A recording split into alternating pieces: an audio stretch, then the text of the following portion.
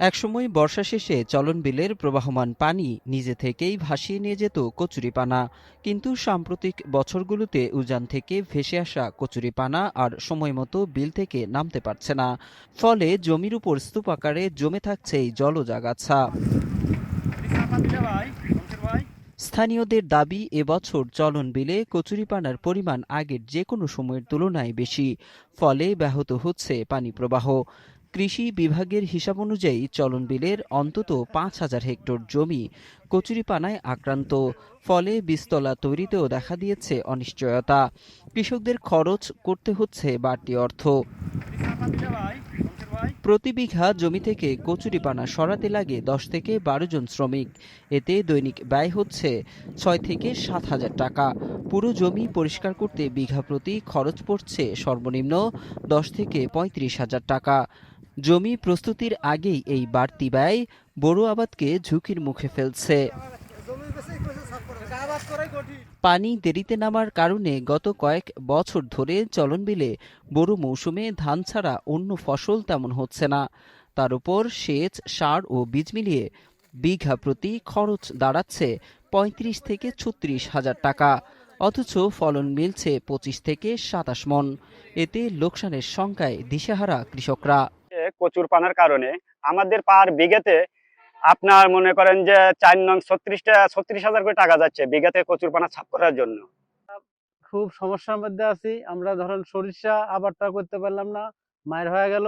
আবার এদিক ইরি মানে বড় ধান করতে পারবো কিনা, এটাও টাফ ব্যাপার। বর্ষার এই অল্প বিস্তর কচুরি পানা আইসে মনে করেন যে এমন ভাবে ব্রিজ টিরিজ আইটকে মনে করেন যে জাম হয়ে গেছে। এখন আমারে এমন অবস্থা, জমি নামলে জমি যে আমার কুণ্ড, সেই জমি চিনিচ্ছি না। পানা বাইদে আপনার পোল, কারেন্টের পোল পড়ে গেছে সব, সংযোগ দিতে গারস্থর আবার টাকা খরচ হবে।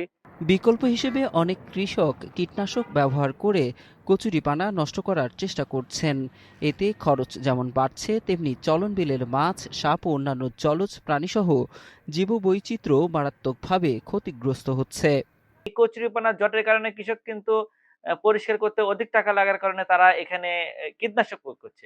এই কীটনাশকের প্রয়োগের পরে এই কচুরিপানার মধ্যে কিন্তু অনেক মাছ এবং জীববৈচিত্র্য থাকে, সাপ থাকে, শামুক জন্তু থাকে, কুইচা থাকে, কচ্ছপ থাকে, সেগুলো কিন্তু কীটনাশকের ফলে মারা পড়ছে।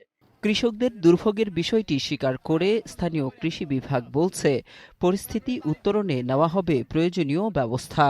এবার সেই স্রোতটা না থাকার কারণে কচুরিপানাগুলো যত সময় নেমে যেতে পারেনি। এতে করে আমাদের যে আসন্ন রবি মৌসুমের যে চৈতালি ফসলগুলো, এই ফসলগুলো মারাত্মক সমস্যার মধ্যে পড়ছে।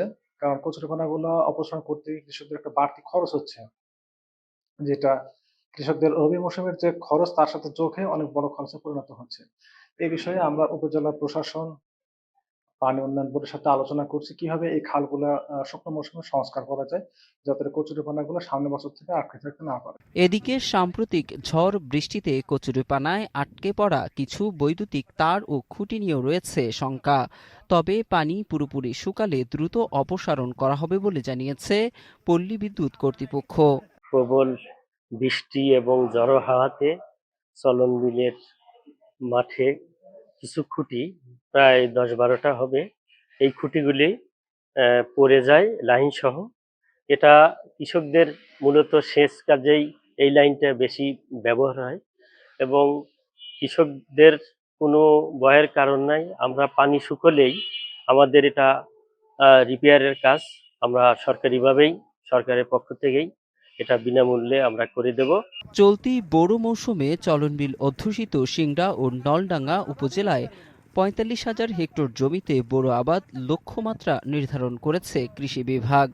তবে কচুরিপানা ও পানি নিষ্কাশন সমস্যা দ্রুত সমাধান না করা গেলে সেই লক্ষ্য পূরণ নিয়ে থাকবে শঙ্কা।